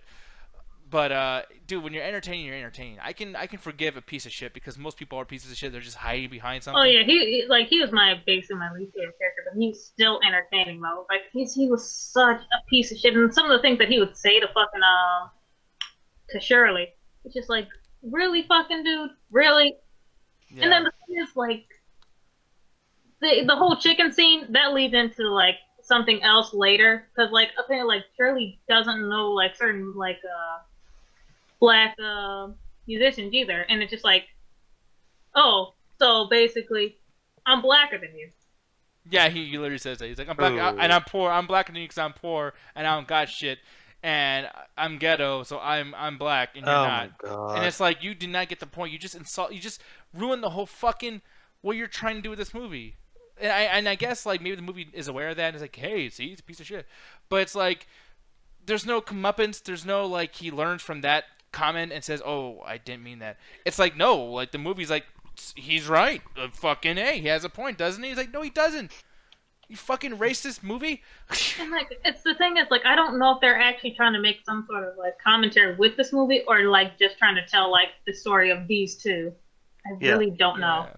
But yeah, man, I would say if there's a biopic that comes out later on, or if there's like some story you guys can read or whatever, do that for the actual story. This is just entertaining. I like to be entertained. But with that said, it's time for us to get the fuck out of here. Yeah. Kanja cannot wait. He's like, I'm sick of these fucking movies. Y'all call everybody racist. Anybody who liked this movie is racist. This movie is just hella racist, man. I gotta get out of here. This racism is killing me. You're damn right. Yeah, you know, I feel like me and God should watch it at some point. Oh, well, you guys are definitely watching that movie. That is an Oscar movie. You guys will watch. Oh, fuck no. I avoided the last Oscar movie. No, we will. No, we won't. You can't. But Ganja Guru, why don't you tell people where they can find you and your fucked up face, judging by these pictures? You want to see my face that has been slashed out by my Latina girlfriend, according to Sam? I will be on any Facebook channel you can catch me on. That is the Midnight Chat Attack, the Facebook page that we like to send you guys to conversate with us, post memes, gifts, like good old Gary gets let's post some crazy ass videos on our main page, or you can tune in and go watch all our live streams now because we stream on multiple things. Our Facebook page, our YouTube page, our Twitch. We get even analog signals out there to space, so Martians are jamming out to us now, folks. So make sure to come check us out on that Facebook page because sometimes it's easier just to be on Facebook, just to fuck around in that chat too as well. But like I said, we're on multiple streams as well. If you guys want to check us out, we're also on the Illuminati podcast on A Little Fire Burning, where me, Little Birdman here, and of course the Ruthless Wonder decide y'all future and talk about politics as well. Alan, why don't you tell them about the other stuff we have coming up? Alrighty then. So while you're on the Facebook, there's embedded links to everything. So like An just said, be sure to check that out. So if you're wondering from SoundCloud, just go Midnight Chat Tech, you'll get everything. One of the important things, the very important things, is actually our amino. So there's embedded links there. The amino is where all the information for upcoming shows, where everything that we do gets posted there. Upcoming Unnecessary Gaming Show, upcoming Midnight Chat Techs, and there's also a 24-hour chat there that's probably going to yell at me over some bullshit tonight. Or they're probably going to yell at anyone that liked the fucking Green Book.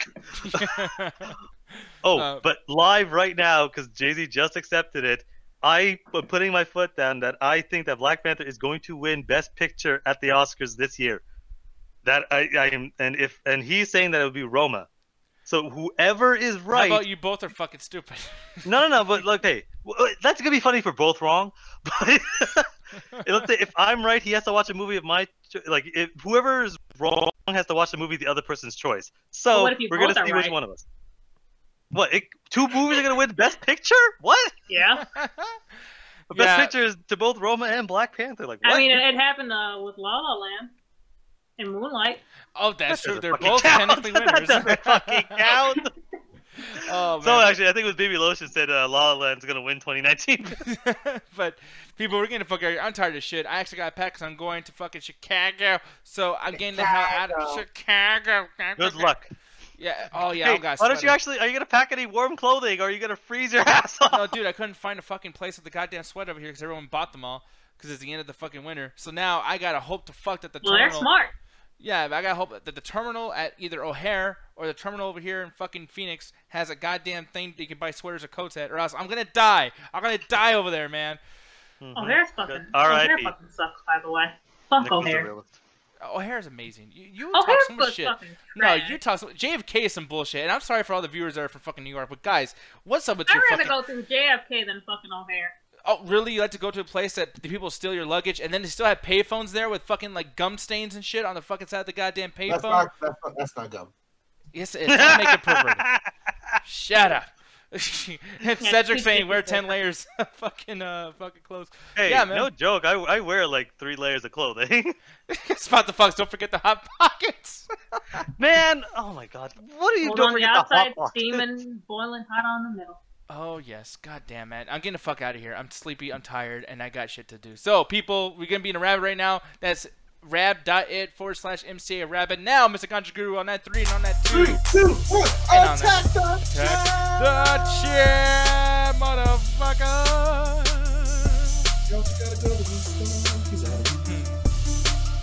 I just see Adrian over here. Just fuck you. That's bullshit. Fuck this. God, you guys cussed a lot in that chat. Go Mets! Jesus. Just as in the cursing podcast. I know. Fuck. Curse of attacks.